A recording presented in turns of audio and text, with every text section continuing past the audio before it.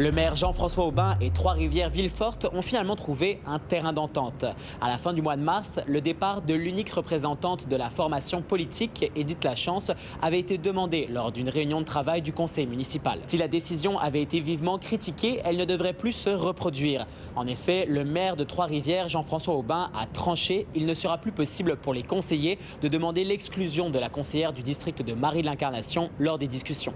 On a trouvé des terrains d'entente simples là, sur la façon de faire qui va permettre que Mme Lachance aura pu revivre une situation où on lui demanderait de quitter, de sortir pour que d'autres puissent réfléchir ensemble. Ce qu'on a convenu, c'est que ces rencontres-là, oui, parce que tout le monde a le droit de se rencontrer. Là, Mme Lachance elle-même a le droit de rencontrer qui elle veut dans le conseil, mais ça va se faire comme en dehors de l'hôtel de ville, en dehors des rencontres régulières. Donc, il n'y aura pas le fait de devoir demander à Mme Lachance de sortir ou de quitter la rencontre après un certain temps.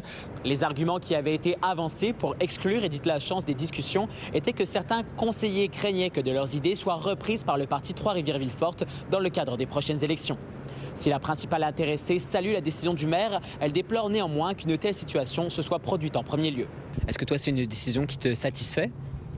Bien, j'aurais aimé ça qu'il n'y aurait jamais eu de recul, là, parce que moi, je vois ça comme un recul, qu'on m'ait demandé de sortir. Les gens comprenaient là, que c'était peut-être la meilleure façon d'y arriver, de le faire. Certains étaient restés quand même, je vous dirais, un petit peu froids, là, en particulier de certaines critiques qu'avait amené Mme Lachance. Mais les gens ont décidé de passer par-dessus ça puis d'avancer dans ce dossier-là. Lors de la prochaine séance du 21 avril, le Conseil votera des modifications sur le code d'éthique de la ville. Le maire Jean-François Aubin désire profiter de l'occasion pour mettre des règlements clairs quant à la cohabitation avec un parti politique. Puis bientôt, on va retravailler le code d'éthique et on va essayer de voir si là-dedans, on doit ajouter des éléments liés au fait de travailler avec un parti politique. Il n'a pas été ouvert depuis 25 ans, ce règlement-là, donc ça n'arrive pas souvent. Puis moi, j'ai demandé à avoir un petit peu plus de temps là, pour bien le fouiller, comparer avec qu'est-ce qui peut se faire là, dans les autres villes. Puis on m'a refusé ce temps-là. Édith Lachance se dit tout de même en accord avec l'idée qui permettra, selon elle, d'éviter d'autres reculs de la démocratie municipale. À Trois-Rivières, Samuel Bideau pour Nouveau Info. La ville de Shawinigan veut réduire la rémunération du conseil administratif d'Énercycle, l'entreprise qui dessert la Mauricie en gestion des matières résiduelles. Cette proposition du conseil de ville doit par la suite être approuvée au conseil administratif de l'entreprise. Et si la décision est en faveur de la résolution votée au conseil de Shawinigan, le salaire du président diminuerait du 2/3 en passant d'un peu plus de 62 000 par année à 21 200 $. On a fait faire une étude à l'interne. Et les gens disent à l'interne comme de quoi qu'il n'y a pas de comparable. Alors, s'il n'y a pas de comparable, comment on fait pour justifier le salaire qui est donné présentement à la régie? Si on se comparait avec d'autres régies de gestion des matières résiduelles, proportionnellement parlant, le salaire était correct. Cette résolution de la ville de Shawinigan est basée sur la grille officielle des rémunérations de conseils d'administration de sociétés d'État du gouvernement du Québec, plaçant l'entreprise au niveau 3 sur 4. Quand on garde le niveau 3, moi, je considère que ça représente fidèlement un peu des opérations de la régie. Je leur ai dit, je suis prêt à négocier si vous êtes ouvert à revoir les salaires. Moi, je suis prêt à aller au niveau 2. La ville de Shawinigan nous envoie une lettre pour nous dire nous, on aimerait que vous lisiez ce qu'on vous envoie puis que vous en preniez acte. La décision, c'est le maire de Shawinigan, qui est le représentant de la ville, assis sur son siège du conseil d'administration, qui prendra un vote là-dessus. Donc, officiellement, cette résolution-là de la ville de Shawinigan, elle fait juste nous dire on aimerait ça que vous teniez compte de ce qu'on pense. Elle n'a pas de valeur au sein du conseil d'administration d'Énercycle. Nous, on est favorable également à une réduction du salaire. On trouve que 60 000, c'est beaucoup pour le salaire de président. C'est pas tout le monde qui a du même point de vue. Donc, il va y avoir un vote. On verra dans quel sens ça va aller. Vous savez, les deux plus grands payeurs, c'est Trois-Rivières et Shawinigan. On paye environ 70 % de la facture. Mais on n'a pas la majorité au niveau des votes. Ça prend une autre municipalité pour voter avec nous. J'ai toujours dit que j'avais accepté un mandat et non pas un salaire. C'est assuré que je ne quitterai pas mes fonctions du président d'Enercycle. C'est un mandat d'1 an.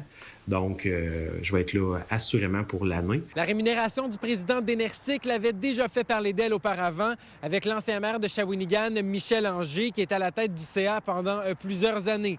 Car avec l'ajout du salaire du maire et aussi le salaire de président d'Enercycle, ça faisait de lui l'un des maires les mieux payés du Québec.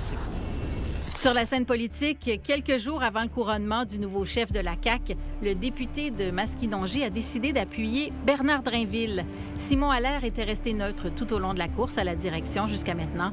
Il voulait s'assurer de se ranger notamment derrière le candidat qui allait le mieux représenter la voix nationaliste et de porter le prochain chapitre du parti. La ministre Mélanie Joly a annoncé mardi une aide de 64 millions de dollars pour aider les PME du secteur de l'acier à relever les défis actuels. De ce montant, 1,5 million est accordé à 2 entreprises de la Mauricie, la première AGT Robotique à Trois-Rivières et la deuxième machinerie Pronovo à Saint-Tite. C'est des contributions non remboursables. Ça fait partie de l'initiative régionale de réponse aux tarifs. AGT Robotique est un manufacturier d'équipements de soudage robotisé, principalement pour l'industrie de l'acier de structure. C'est quoi exactement Machinerie Pronovo? Dans le fond, on est un fabricant de machinerie agricole et de souffleuse à neige. Fait qu'on fait tout le processus de la conception, fabrication, expédition. Une partie des fonds va aller directement à avoir des équipements de développement sur le plancher de production robotique avec des versions un peu raccourcies de ce qu'on livre à nos clients pour pouvoir nous-mêmes les utiliser, les améliorer. Qu'est-ce que ça va vous permettre, le montant là, qui vous est octroyé aujourd'hui? Pour nous, ça fait vraiment une grosse différence parce que ça va nous permettre de faire l'acquisition de 2 équipements, une table de découpe laser puis aussi un laser tube. C'est des équipements qui vont nous permettre d'augmenter notre capacité de production. Ce sont 2 entreprises qui sont gravement touchées par cette guerre tarifaire qui plane depuis plusieurs mois déjà. Ça nous affecte de façon assez importante. Tous nos clients, ce sont des purs fabricants d'acier, donc eux sont très, très, très affectés. Et par le fait même, si eux sont très affectés, bien, l'achat d'équipements d'automatisation pour améliorer la productivité en est affecté. Le carnet de commandes, il a beaucoup diminué. On a eu une baisse de notre chiffre d'affaires d'environ 7 à 10 en lien à ces tarifs. Beaucoup d'incertitudes pour les entreprises. J'étais à Washington il y a quelques semaines. Je suis allée rencontrer justement des entreprises américaines puis des législateurs américains. Puis on entendait la même chose là, du côté des États-Unis. Au Canada, c'est près d'une centaine d'entreprises qui bénéficient de cette aide. À Trois-Rivières, Frédéric Bacon pour Nouveau Info. La 119e Expo de Trois-Rivières risque d'attirer les foules cet été. L'accès au site sera gratuit pour tous pour une première fois de son histoire. L'organisation veut attirer de nouveaux visiteurs et reconquérir ceux qui ont délaissé la foire agricole. Au-delà des manèges, l'événement propose des activités agricoles, d'autres pour les enfants et des spectacles. Dans la LHJMQ, les Cataractes accèdent à la 2e ronde des éliminatoires. Shawinigan a dominé le Phoenix de Sherbrooke dans une victoire de 6-1 à domicile. La troupe de Daniel Renaud est revenue de l'arrière pour finalement l'emporter lors du match ultime dans cette série 8e de finale. Les représentants de la Mauricie ont maintenant rendez-vous avec les Huskies de Rouyn-Noranda. La guerre en Iran menace peut-être l'hélium et c'est un enjeu plus important que ça en a l'air. On le réalise peut-être pas, mais l'hélium, ça sert pas juste à gonfler des millions de ballons multicolores. C'est utilisé dans plein de secteurs comme dans la recherche ou les usines de puces électroniques ou encore dans les machines IRM dans les hôpitaux. Sauf que selon le New York Times, près du tiers de l'hélium mondial est coincé dans le détroit d'Ormuz. Petit rappel que ce passage maritime assez stratégique est quasi fermé depuis que les États-Unis et Israël ont attaqué l'Iran. En plus, un des principaux producteurs d'hélium, c'est le Qatar, et l'Iran a frappé en mars certaines de ses infrastructures. Certains craignent donc pour une pénurie éventuelle de l'hélium. Bon, malgré mes recherches, j'étais pas encore sûr de comprendre exactement comment on utilise l'hélium. J'ai donc rendez-vous avec un expert en la matière. Bonjour. L'hélium vraiment est très léger. Et vraiment, il y a des caractéristiques très propres. Et donc, c'est le meilleur gaz inerte pour énormément d'applications industrielles ou scientifiques. Ces gaz, il peut transférer de la chaleur et refroidir des chambres. Et dans ces chambres froides, quand on parle de basses températures, on parle bien sûr pas du froid canadien, mais on parle des températures proches du zéro absolu, donc moins 270, 271 degrés. Mais c'est clair que les prix ont augmenté beaucoup. Donc en bouteille que nous, on achetait peut-être $100 il y a quelques années, maintenant c'est 400. Les prix du marché, c'est 2000, 2500 $. Avec toutes ces séries de conflits, on ne sait pas trop où on peut s'en aller. Pour le moment, les médicales, ils restent prioritaires. Bon, on a quand même de l'hélium en stock et ça pourrait prendre plusieurs mois avant qu'on voit de réelles conséquences sur la distribution de l'hélium à cause de la guerre. Mais si la situation ne se stabilise pas, ça pourrait mettre de la pression sur le milieu médical.